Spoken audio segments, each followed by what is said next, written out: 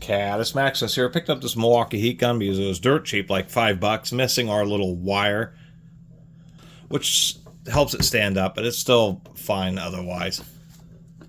Definitely got something on here, but it's not too bad.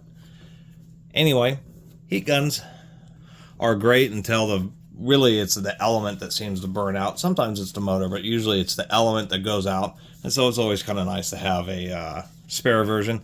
So this is a Czech Republic built Milwaukee. Came out in '97. And after doing a bunch of research, it's so hard to find specific information, both just historical and reasons for changes. It's kind of a shame that so much history is lost between both hand tools and power tools. So it appears that the reason the Milwaukee AEG started teaming up with AEG, one is to try to get more penetration into the European market.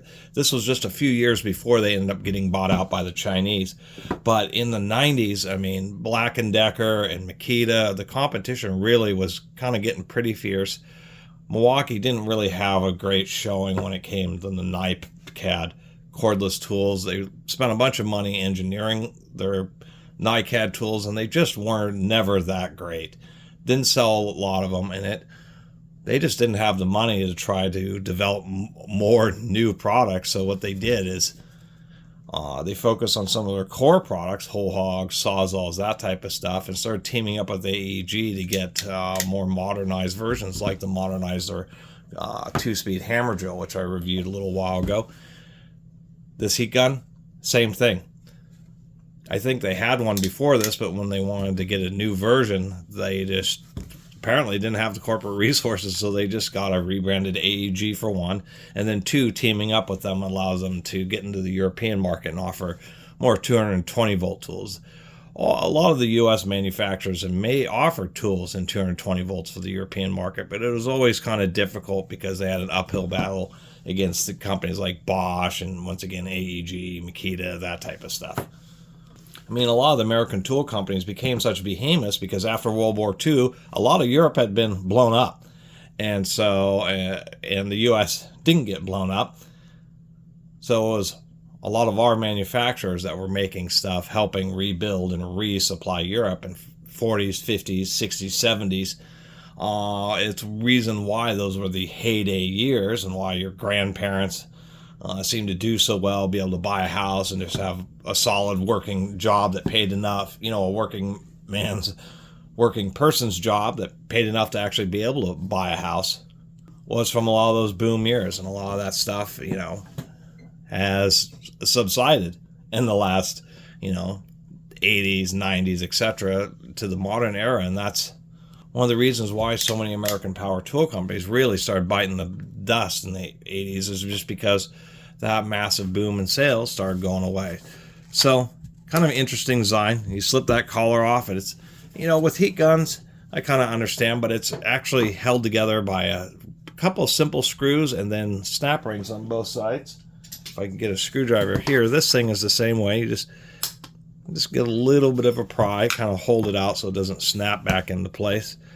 A little bit of a pry on this side. Come on now.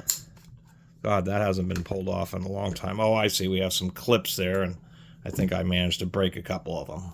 Pop this open. I assumed that this back cover was going to be held in, kind of like snapped around the snap ring that was holding it together, but apparently it used clips, so we'll see if that goes back on. Kind of an interesting design. They have all these, everything's like in these kind of a panel, and I guess it's because it's a heat gun and everything gets so hot that they just decided this was a better system. So anyway, we have our heater, and interestingly enough, if I everything's kind of wedged in here, but there's a whole bunch of wires going into the heater. I assume one of them is a thermal cutoff. Here's our fan. It's just a centrifugal fan that ends up just pulling in through these vents here and then forcing it out the front. And so what we have, well, I'll fix that in a second, is we have some little diodes right back here on this board. And so those are serving, I assume, two purposes, or I assume that those are what drives just a little basic DC motor. And then the other wires are associated with the high and low and over temperature protection. I just find this whole setup kind of interesting.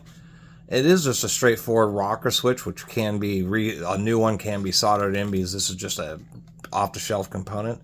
Screw down terminals for replacing the power cable, so I do approve of that. And it's good news here. We can just see that it says, well, I'm upside down, PBT. So that is actually a special kind of plastic known for it's a semi-crystalline thermoplastic. Thermoplastic, there's two kinds of plastics. Ones that can be remelted and ones that are melt once and then they kind of set up, I'll say like an epoxy. They're not an epoxy, but they do permanently set. So thermoplastics can't be remelted. They just end up burning when you try to reheat them. But PBT is known. This is also glass fiber. Oddly enough, it's not much. GF5. So only, no, that's 15%, excuse me.